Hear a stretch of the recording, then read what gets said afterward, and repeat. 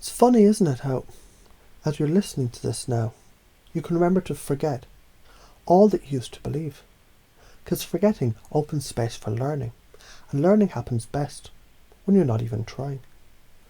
When someone once said, "You're not your past," what they really meant was, you are the rewrite. You're the future remembering itself in the present. Just imagine a mind, your mind, so effortlessly rewiring, reweaving, reframing trauma into triumph, turning triggers into teachers and flashbacks into feedback. Because even fear was once trying to protect you.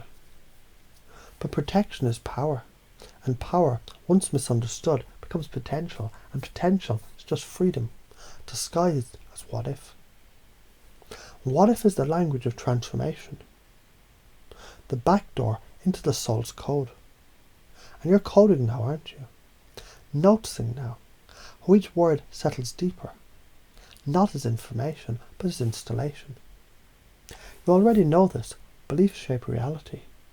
What's fascinating is, once a belief becomes you, it starts bending the universe in your favour.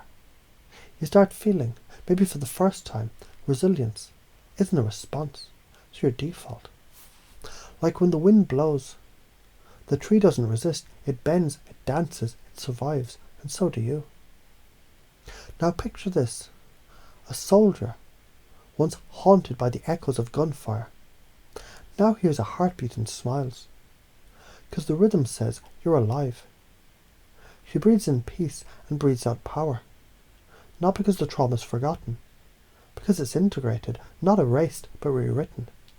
Nested within her mind, a system, a structure, a sacred script that says, I'm safe, I'm whole. I'm the one who chooses what defines me. And here's another story. There was a boy who never understood why crowds made his chest tighten, until he realised he wasn't scared of people.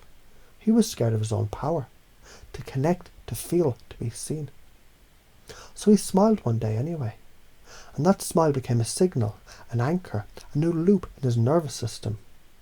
New wiring, new truth, and just like that, he became someone else, not by trying, but by remembering who he already was.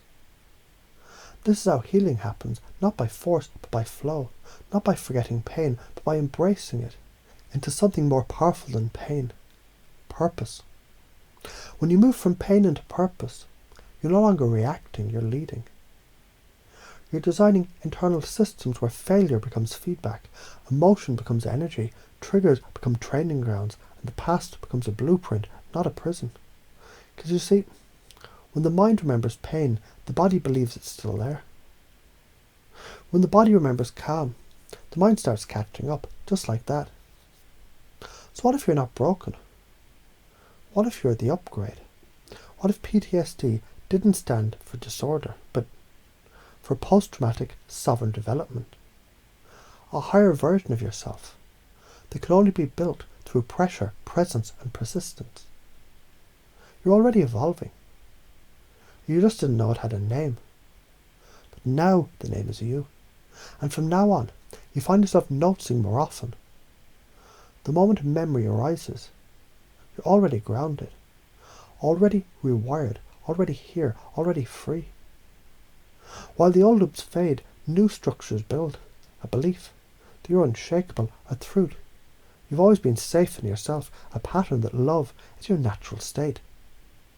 So even if you want to try to resist, you can't help but heal. Even if you doubt, you can't help but grow.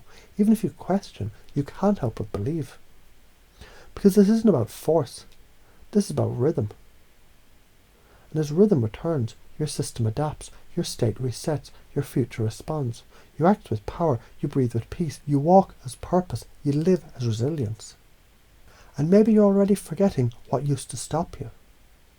Because it's time to begin remembering who you really are. Not the pain, not the past, but the pattern breaker, the pathfinder, the embodied transformation. This is how you heal. You become what you used to chase. What you used to chase starts chasing you. And that is not just a belief. That is your new operating system.